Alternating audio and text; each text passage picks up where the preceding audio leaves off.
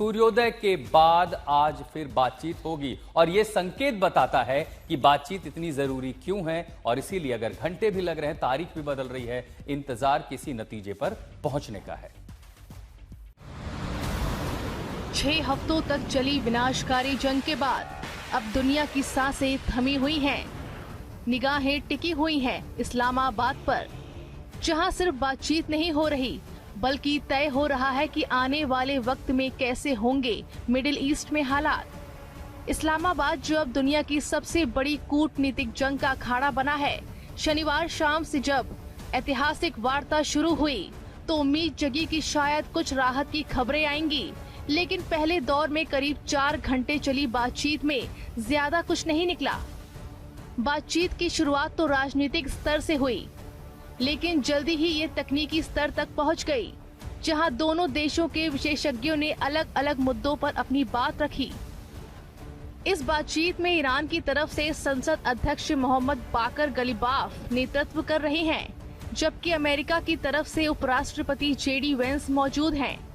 इनके साथ दोनों देशों के आर्थिक, सैन्य, कानूनी और परमाणु विशेषज्ञ भी शामिल हैं, जो हर मुद्दे को तकनीकी नजर से देख रहे हैं। इस पूरी प्रक्रिया में पाकिस्तान एक मध्यस्थ की भूमिका निभा रहा है। बातचीत में स्ट्रेट ऑफ हॉर्मुज सबसे बड़ा मुद्दा बना हुआ है, वो समुद्री रास्ता जहां से दुनिया का लगभग 20% तेल का कारोबार गुजरता है, जिस पर ईरान पूरा नियंत्रण चाहता है, यानी उसका अपना नियम, अपना टोल टैक्स, ताकि जंग में हुए नुकसान की भरपाई हो सके। वही अमेरिका चाहता है कि ये रास्ता पूरी तरह खुला और स्वतंत्र रहे, ताकि वैश्विक व्यापार और तेल सप्लाई बिना किसी रुकावट के जारी रह सके। बस यही टकराव इसी बातचीत को बार बार पटरी से उतार रहा है। हॉर्मुज पर तनातनी के अलावा लेबनान का मुद्दा, क्षेत्रीय प्रभाव, सैन्य मौजूदगी और परमाणु कार्यक्रम जैसे कई सवाल हैं, जिस पर भी सहमति बनाने के लिए पाकिस्तान की मध्यस्थता में दोनों देश अपनी अपनी बात रख रहे हैं। इस बीच अमेरिकी राष्ट्रपति ट्रंप ने एक बार फिर बयान दिया है और कहा कि ईरान के साथ डील हो या ना हो, उन्हें कोई फर्क नहीं पड़ता। In very deep negotiations with Iran, we win regardless. We've defeated them militarily. They've dropped a couple of water mines, you call them water mines, in the boat. We've defeated all of their water boats too. Their Navy has gone 158 ships. They have 28 water droppers, mine droppers they call them. All of them are sunk. And now all we do is we'll open up the strait even though we don't use it, because we have a lot of other countries in the world that do use it that are either afraid or weak or cheap. I don't know what it is, but we were not helped by NATO, that I can tell you. If China does that, China's going to have big problems, okay? बातचीत से जो हालात बने हैं उससे अब तक कुछ नतीजा नहीं निकला है। बस सकारात्मक संकेत यही है कि दोनों देशों की आमने सामने बातचीत हो रही है, लेकिन सवाल ये भी है कि जिन मुद्दों पर टकराव है वे इतने बड़े हैं कि उन्हें सुलझाना आसान नहीं होगा। खासकर हॉर्मुज स्ट्रेट और लेबनान जैसे मुद्दे किसी भी वक्त हालात को फिर से बिगाड़ सकते हैं। आज तक ब्यूरो। तो हॉर्मुज पर हमने कुछ देर पहले अपने सहयोगी सुमित चौधरी से भी बात की थी, सुनिए। क्या स्टेट ऑफ हॉर्मुज में नियंत्रण को लेकर के ईरान किसी भी तरह के समझौते के मूड में है? देखिए, मुझे नहीं लगता कि ईरान किसी भी तरीके के समझौते के मूड में इस समय है, खासतौर पे स्टेट ऑफ हॉर्मुज को लेकर।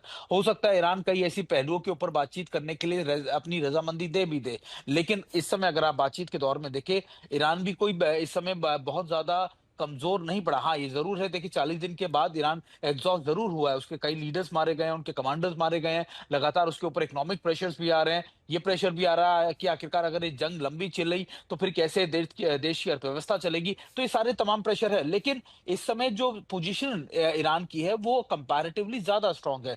ईरान लंबे युद्ध के लिए तैयार है। स्टेट ऑफ हॉर्मुज जैसा वेपन उसके हाथ में, एक प्रेशर पॉइंट उसके हाथ में, जिसको लेकर वो दुनिया भर पर दबाव बना सकता है। दूसरा, अगर आप देखें इजराइल लेबनान पे जिस तरीके से अटैक कर रहा है हिजबुल्लाह के खिलाफ, वहां से भी रिटेलिएशन आ रहा है। तो ये भी नहीं कह सकते कि इजराइल भी एक तरीके से पूरी तरीके से सिक्योर हो। ईरान ईरान की तरफ से कई मिसाइलें दागी गई हैं जिससे नुकसान इजराइल में भी हुआ है। वहीं दूसरी तरफ अमेरिका और इजराइल मिलकर भी अब तक जितनी एयर स्ट्राइक्स कर चुका है, आप देखें तो न्यूक्लियर वेपन के अलावा सब कुछ ट्राई कर चुका है। इजराइल और अमेरिका लगातार बड़े अटैक्स कर चुका है।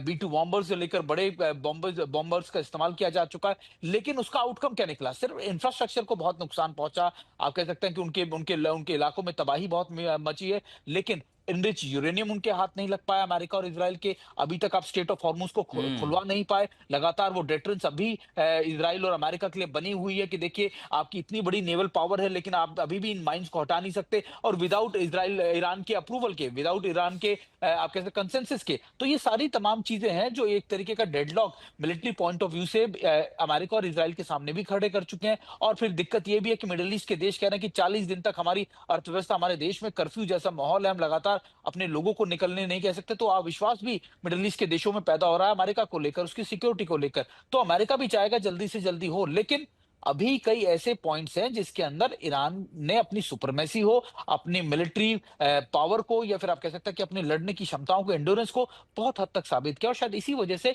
इस समय ईरान बहुत ज्यादा रिजिड हो चुका है अपनी शर्तों को, जिसको अमेरिका समझ रहा है कि कैसे कैसे उसको कंट्रोल किया जा सकता है, कैसे इसको निगोशिएट किया जा सकता है। कम से कम स्टेट ऑफ हॉर्मुज खुलने के बाद तो अमेरिका अपने लोगों में, दुनिया भर में कह सकता है कि देखिए हमने इस निगोशिएशंस के अंदर भी वो हासिल कर लिया जो हम हासिल करना चाहते थे।